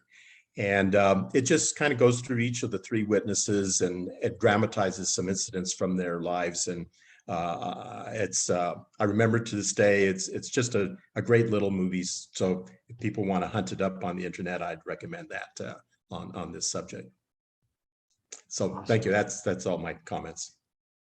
Thank you. James. Jerry and then Paul.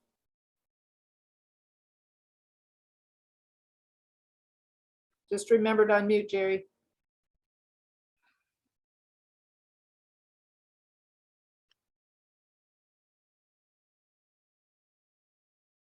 Now, I was just mentioning to Josh, I did buy his book a long time ago, I guess, whenever it first came out. So it was pretty good.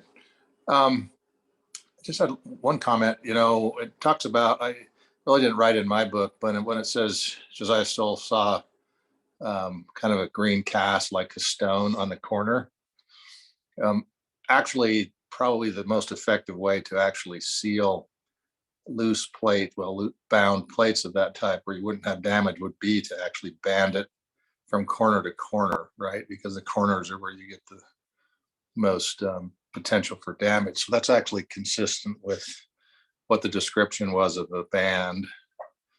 The other thing is, it'd be kind of interesting to take your approach even further into kind of the premise. The argument of the critics is simply that, well, like you mentioned, Joseph Smith just created this out of tin that he collected off of garbage dumps or something like that. But actually, like the descriptions itself, I don't think it's possible to do what they're saying and have the descriptions match. And simple things like, well, they painted the plates and they wouldn't recognize the paint, but we have descriptions where they recognize that the engravings themselves had a stain or something in them. So they certainly were able to recognize something that was painted or not. So you didn't get into that, but it might be interesting just to take kind of the premise, take it further into actually a refutation of, could Joseph actually have constructed these plates by himself? Because that seems to be, I think most, like you said, most of the critics have acknowledged there were some sort of set of plates of some sort. So. Yeah, I would totally agree. Like with any good hypothesis, it should be set up to be repeatable and to extend and go further. So in the book, you're right. I briefly like take one paragraph on it and just kind of talk about other theory, just real short, but I think it should be done. I definitely think exactly what you're saying should be done, and it's open and out there. So maybe that's phase 2. Yeah, because my book, I didn't really address all these other theories. I just said, could they have constructed this, using ancient technology? And is the description consistent with what you would expect in those situations? So because I didn't get into any of the alternate theories and rebut them, but it might be worth it because that seems to be where most of the critics, I think, are devolving to, is that, well, Joseph just made these out of tin. And so, Yeah. And then, so that kind of takes out the 8 witnesses, right? Because he fooled them just because he had a set of plates. And then the other 3 witnesses, well, you've got, complications of an angel or something. So then they kind of just say, well, it was a vision, Martin Harris saw it with his visionary eyes or something like that. So that seems to be the backup position that they've devolved to. Just like you say, from your book, it's clear historically there was some set of metal plates, right? So yeah, exactly. Well, and it's teed up to do it. I think that's, I was a caddy growing up, so I'll do a golf reference. It's teed up for somebody to hit that ball and keep driving it, keep it going forward, because it's exactly it. There's too much to account for. Even on the 3, then you have to counter all of their continued physical interactions, Oliver's interactions in the room, during the translation. There's just so many other interactions that need to be addressed. So, and I think the counter Dan Vogel often makes is a quote from Martin speaking of the 8 to completely dismiss the 8. And that is just I just couldn't disagree with that approach more. because Martin is kind of smarting at the time, and he's not one of the 8. He wasn't in that he wasn't there when it happened. So I just find that when you have 60 other references that you could make from the 8 witnesses, that you would choose somebody that wasn't there to be your counter reference seems weak. And that's me putting it kind of pretty mildly, I think. So Yeah. Well, what I'm saying, they propose these alternate theories, yet they provide no evidence for them or how it would have happened. yeah, Kind of I don't know, the double standard that there's always an expectation yeah. for vendors of the Book of Mormon to document and defend every little thing, yet they can kind of just throw stuff out. And, if they say it with enough authority, people think it's accurate. So. Oh, that's great. Great suggestion. I agree. I think that's a suggestion. I would like to pursue another angle, however. It bothers me that the people other than the Smiths, by and large, either were excommunicated or left the church. And that seems rather thematic. On the other hand, I recognize everyone's an individual case, but I'm wondering if what theme you might see in that, and what was going on that made it so that so many of them were either excommunicated or left the church. Yeah, it's not the prettiest thing, and it's something that one thing that I hope I do in the book, Paul, is not sugarcoat some of the disputes that were going on. I have some critical quotes of Joseph that are in there. I quote the I quote the Day-Night Manifesto verbatim in the book. So there's some pieces here that I don't run away from. Okay, I never tried to, but actually, let me put the apologetic hat on though for a moment with that, because at first we would hear that fact and it would sting us. It's not how we would write it if we were writing it ourselves, right? Okay, we wouldn't write the history this way, that Oliver's excommunicated, David's excommunicated, Martin's excommunicated while still in Kirtland in 1837. Okay, we wouldn't write it that way. But the apologetic side of it is they had every opportunity then, and they were hot to trot in that moment to expose the fraud. This would be the moment. If you were part of some production conspiracy and you're part of founding a church, and the church that you found kicks you out, and in your mind, wolves have entered the flock, okay, from your own perspective, whether that's what happened or not, that's the mind of the witness maybe in that moment. This is the moment to tear it all down, burn down the building. If you look at what some members of the presidency left, like John Bennett, when he leaves, he tries to burn down the building on his way out. Okay. But what you have is not the opposite. You have a hesitation. They'll say things along the lines of, I'm disagreeing with Joseph here, but one thing I know, the Book of Mormon's true. That is very powerful. And maybe I don't always underline that, but there's a whole chapter to excommunication in the book, because it is actually a powerful evidence, and you wouldn't think of it to be that way, but it is a powerful evidence that the Book of Mormon is true, because the witnesses at the peak of the moment to give everything up, they won't give up that. Now to your bigger question of how could we have ever gotten there in the first place? What might have been some of the causes? These are some of the negatives, but Oliver certainly believed Joseph had an affair with Fanny Alger.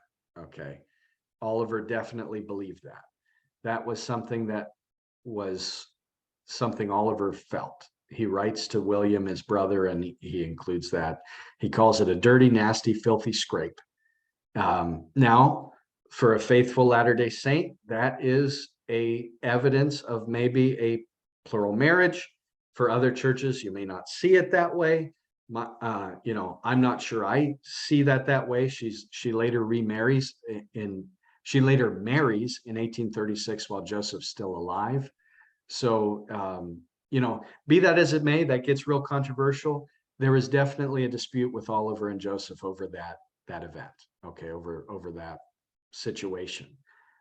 The other hot topic is there's no doubt Martin loses tremendous financials, okay, over the church. That does not help his relationship with the church, with how much he gave to the church and never got back. And there's land right disputes happening in Kirtland, and it gets magnified when the church moves to Missouri. That gets highlighted, and Oliver is working almost with people to protect their land rights as a lawyer when he goes to Missouri, and that does not sit well with the church at all. And so from a faithful church member at the time, they were trying to build Zion. They were trying to have all things common. From someone that might be of the dissent, what they called the dissenters, that's the name that gets dubbed to them at the time. I'm not sure that's totally fair either, but for the dissenters, they viewed that as a power grab and a violation of somebody's rights to better themselves and own land. And that was going on. So those are some of the things that are hot in the moment, in the inner turmoil of the church. Also, to add, maybe, David Whitmer is overseeing the church in the West. And then when the presidency moves west, David Whitmer's post is dissolved. I'm sure that didn't sit well. So there's church leadership positions that change when Kirtland goes west to far west and to Independence area. That all is happening. I'm not sure you can pin it all to one thing. I think there's a conglomerate happening of things that bent people one way or the other, and certainly David Whitmer felt Joseph fell away. I mean, he did feel that way, whether somebody wants to agree with that or not, that would be how David Whitmer interpreted that he was used by God and fell. I'm not saying that somebody has to feel that way, but that's how he felt, so. That the idea that Joseph Smith was no longer following the teachings of the book. Right. That was certainly out there too. Yeah. Significant factor. Okay, thank you. Moving on. Okay. Val Larson put a comment that Josh was very much like what you were just saying. The excommunicated nations from Joseph are the strongest possible evidence of their veracity. Thank you for that, Val. We got Roger and then James. Go ahead, Roger. Hey, Josh, great to hear from you today. I really appreciate the spirit which you brought today to share this presentation, and did some outstanding work. As I told you on an email, I absorbed your book in almost no time. It's an excellent scholarly approach. One of I guess the question I want to have, other than just sitting here and thanking you for all that, is as many histories and that I've read a number of them and lots of Book of Mormon literature. Really never read anything before on the box, and you spend a lot of time comparing the empty tomb to the empty box, and I just wonder, where you got that, where you maybe you got all that information, and how you kind of formulated that, because that's a really kind of a neat analysis. Thanks, Roger. By the way, hi, great to see you. Yep. So back in, this journey began in 2014 or 15 for me, with some of my friends from some of the independent branches that are in Missouri, and they were holding a Book of Mormon symposium, and they asked me to speak, and I was struggling because for example, I love some of Jerry Grover's book, was pretty new at the time, on geology of the Book of Mormon, and I was reading it, and I loved it. I thought, well, there's lots of things I could present on, but it's other people's material, I'd just be summarizing, although I believe that Jerry's book should be broadcast in different ways. I love that work, but I thought, well, I'm just repeating something. They could have Jerry out to speak on that, So I'll be honest. One night I was watching Professor Gary Habermas on YouTube because I'm a nerd and I don't watch much TV. And I was watching a professor give a talk on the resurrection of Christ. And Professor Gary Habermas is a pro on that from Liberty University. And when he did, I really felt, I really saw something. I would believe there was some inspiration. The Lord put something in front of me. It's just my opinion. The Lord put something in front of me there, showed me something, and I knew what I was going to present on, and I knew I had some work to do.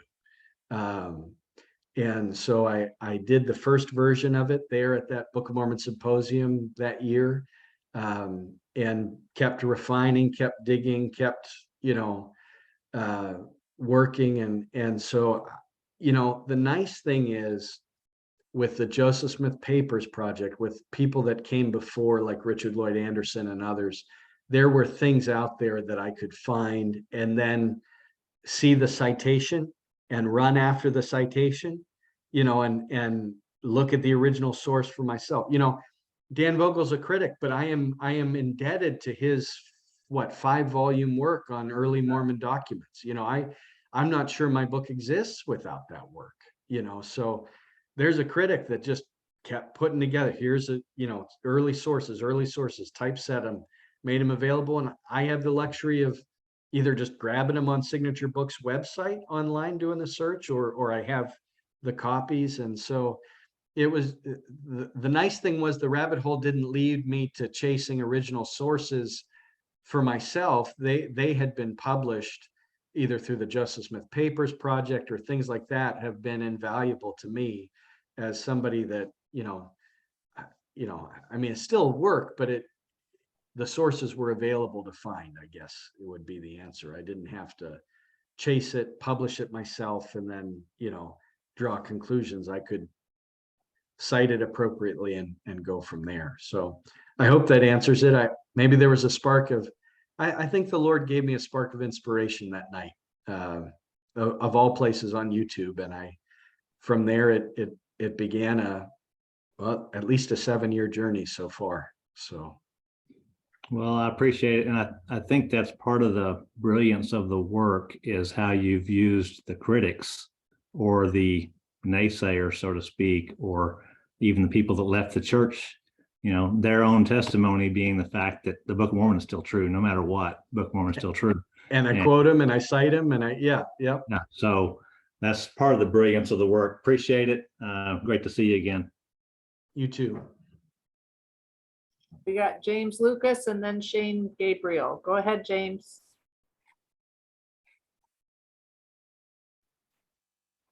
You need to unmute, please, James. Oh, there we go. Can you hear me now?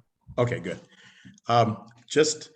This is Josh's show, but I'd just like to make a little cross comment to Paul's point, and just share with everybody a fascinating little tidbit that I found going through Richard Lloyd Anderson's papers, literally in the last couple of weeks. There is, I came across a memo that Professor Anderson had written to the files, so to speak. I don't think he ever published this. I've never seen it in any other source. Maybe I shouldn't even be just talking about it on this video, but it's just so fascinating that I thought I would share, because it does go to the question that Paul raised. And that is a memo. Some on the call will know who Joseph Fielding Smith is. For those who don't, he was the president of the LDS Church in the early 1970s. When he was in his 90s, he was the son of Joseph F. Smith and the grandson of Hiram Smith. And so there's sort of the imminent Smith descendants in the LDS Church.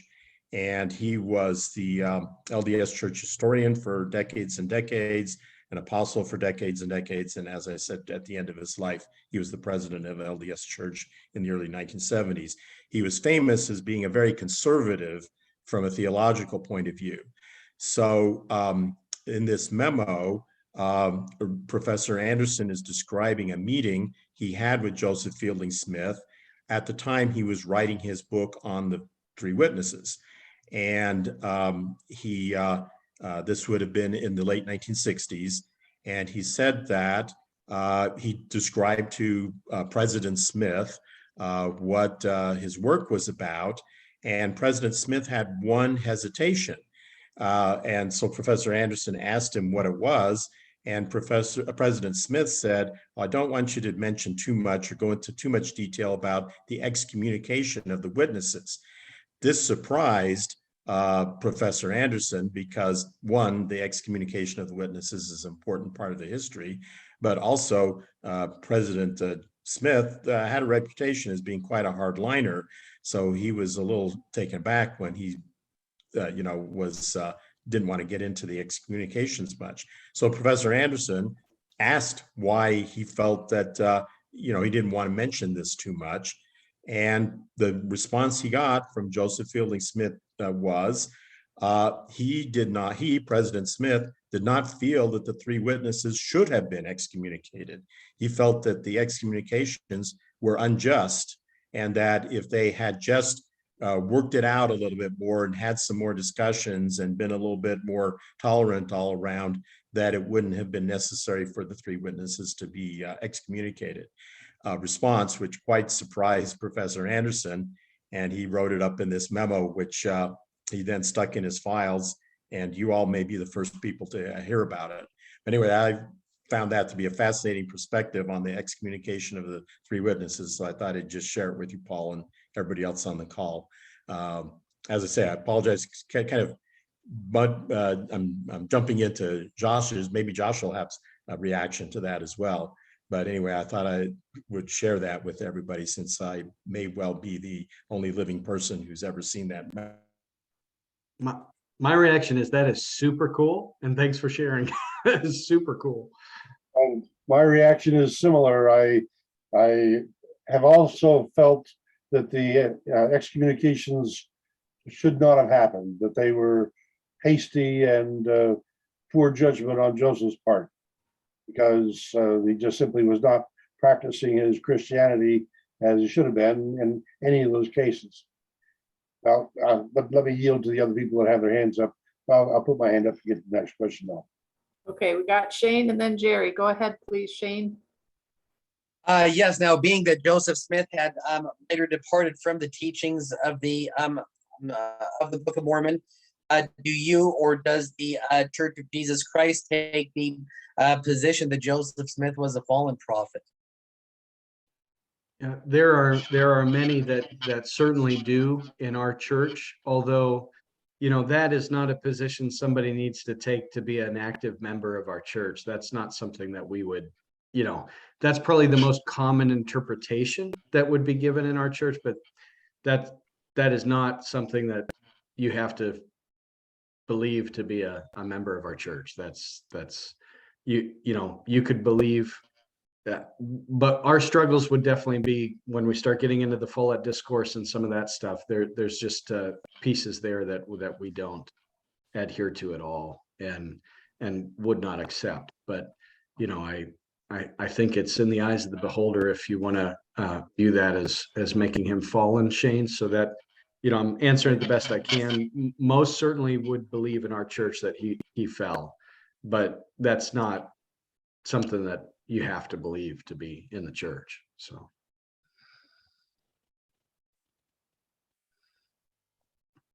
Were you finished, Shane? Oh, Jerry? yes, my video went away and I can't figure out how to bring it back.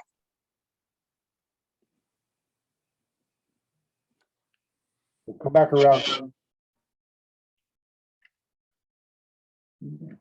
Okay. Jerry, go ahead, and then Paul. Yeah, I just, the issue of the box came up, which I think Josh did a real good job in the book of kind of bringing together that, because in its own light, it is actually fascinating, the box itself, its design, which I kind of dealt with in my book somewhat, that it was designed in such a way that really was to preserve metal records or metal objects. Its whole design, even it's the position it was placed on the hill geologically, just off the crest, the shape of the rock that covered the box, and then the pillars inside was actually so they could set the plates where it wouldn't, touch the edges where you'd expect moisture, all those kinds of things. It's actually kind of fascinating, the box itself. And then I just want to make full disclosure, I'll probably have to be writing a response to James' books when it comes out, because my great-great-grandfather was on the High Council that excommunicated Oliver Cowdery. So I'll have to defend my family's honor. There you go. There you go. Touche. That's great. Paul, you're next. Go ahead, please. What a delightful forum this is, finding people on the opposite sides of issues. I am so pleased to be able to see this kind of interaction. I just want to comment. I was actually in R.L. Anderson's ward and everything, had pretty good discussions with him a little bit on that issue. So Go back to the Martin Harris story for a moment. I'm intrigued that not only was he excommunicated, but then it appears he joined Gladden Bishop for a little while, and Gladden Bishop, I believe, had been kicked out something like 9 times, but kept repenting and coming back and being rebaptized, and finally in 1842 decided that he should be the prophet instead of Joseph. But anyway, the fact that Martin Harris aligned with Gladden Bishop, and then Gladden Bishop appears to have been the one who pulled together the people that become the Temple Lot community, the Hedrickites. I'm intrigued by that set of circumstances, but the connection between Martin Harris and Gladden Bishop is rather weak. I wondered if you, in your research, had come upon anything about that. I find Martin to be fascinating. Years and years and years in Kirtland, basically the key holder to a building that was getting worn down, and being the old, like, come on by and I'll tell you my testimony and we'll take a tour of the temple. I just see him just clinging on to something. And I don't know if I have any expertise on that to sway that discussion one way or the other, Paul, to be honest. I did enjoy Susan Easton Black's biography of Martin. Enjoyed the biography. He certainly, bounced around. And it seems to be, for some that were clinging on to the Book of Mormon and didn't have a landing pad, didn't find their landing pad per se. They certainly sought faith in different places while they were still clinging to the truth of the Book of Mormon. I know that's not directly answering your question there. I'm not sure I would hold a position on it one way or the other. You might have better evidence than me there. For me, everything for me was trying to tie in where I was zeroed in and laser focused on this was, does this explanation or this activity bear relevance to the founding miracle or not? So that's where everything was steering me in that direction. And Martin joining a few other churches along the way or following a certain thing doesn't necessarily, it happened, but it doesn't, demonstrate the minimal facts at all for me. Not that they're not important facts, it's just not for this focus, I guess. To me, it was particularly interesting that Gladden Bishop laid claim to having the plates, the sword of Laban, and the crown for the Aaronic and the crown for Melchizedek priesthood and so forth. Yeah. And with Martin Harris being more familiar with the plates and so forth than anyone else, then it struck me as being a curious connection. On the other hand, Gladden Bishop never produced any evidence to support what his claim was. And never stuck. It never stuck for Martin, so eventually he's on to the next, chasing the next part of his faith journey a little bit, I guess, but good Good point, though. It's a good point. Jerry, go ahead. Make sure you unmute. Please. It's interesting on Gladden Bishop because if you look at his descriptions of the plates and other things, it looks like it's pretty apparent he's lifting things from things Martin Harris had indicated about the original plates, meaning in his creation of this story. And so there's actually some details that probably that we don't currently have of the plates itself that can be ascribed maybe to Martin Harris has seen the plate. So it's Gladden Bishop's actually worth studying, not for not for all of the other things, but actually his descriptions and the way he described his plates and things. It seems like he's taking what Martin Harris may have said to him. And so Well, that would be the way to apply it. That would definitely be the way, the study to see if that maybe I hadn't thought of that before at all, but that would be the way to apply it. That's for sure. yeah, I've actually worked a little bit on that with Don Bradley on just trying to figure out, the front plate of the Book of Mormon, because he actually had description of the Liahona too, of a sort. And so it's kind of like Don, I think, actually talks a little bit about that in his 116 pages book. But anyway, so. Interesting. Beautiful insight, Jerry. Thank you. I appreciate you bringing that up. Roger, go ahead, please.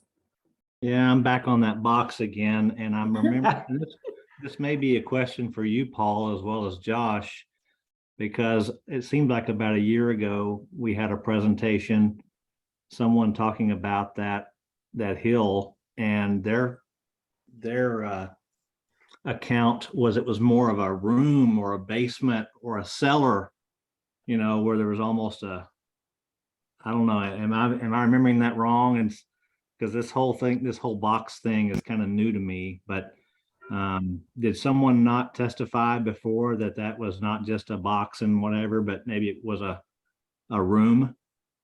Yes, we've had a couple of such testimonies of people who claim to have seen it in vision, and well, it's a repeated account, and so I'm not sure it's about its origin, however. Brigham, I believe it. I believe Brigham wrote about it, and there's at least one more out west. So it's a little bit later, but it was not a direct. It doesn't come from one of the witnesses themselves. It's a secondhand telling, but it's given more than once. So, but yeah, it's a secondhand, but later. And Jerry's hands up. He may be filling in some of the gaps there. Go ahead, Jerry. Yeah, one thing is it was never described as being the box being part of that. It was always a separate repository of all the rest of the Nephite records, not of the Book of Mormon. Now, it was claimed that the sword of Laban was there and other things. So it was like it would have been after they were collected or something, if you subscribe to that. I mean, it was described as a vision by some. And actually, the sword, they could read the sword. So I'm assuming it probably wasn't in English. Maybe. so it has some problems with, but no one, I don't think anyone ever claimed that it was part of the box, that the box was part of that repository. It was a separate room or something like that. So Maybe it's part of the discussion between, whether or not that's actually Hill Cumorah, and that's the same place that Mormon had all the different records, or whether or not that's just a place that Moroni placed the box. And I guess there's two different camps on that. Some people like to think it's the whole repository, and others like to think it's just the Book of Mormon itself.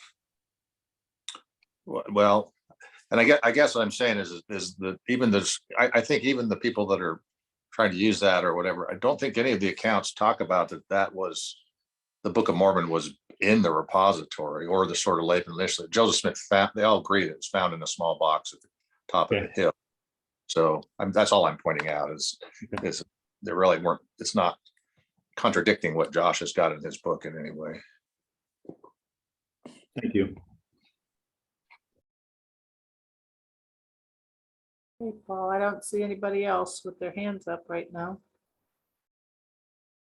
Well, Thank you, everybody, for the support. I know many of you have bought the book and your positive comments, your emails, some of you have called me, you know, and people I wouldn't know if it weren't for this forum, you know, so, you know, thank you, everybody. It's humbling to me and I'm grateful. I mean, there's some scholars on here, you know, like Jerry and Paul, I really, really look up to, and, you know, and people I've fellowship with like Roger online, and I just appreciate everybody very much. well, thank you, Josh. I don't see any more hands up, and so that means it's time to sing. Rena, I think, has gone to sleep, so that leaves it to me. May the Lord bless you. May the Lord keep you. May the Lord lift up his face to shine on you. May the Lord bless you. May the Lord keep you. May the Lord lift up his face to shine on you. Thanks, Paul. You're still welcome to stick around and chat a bit if you'd like, but while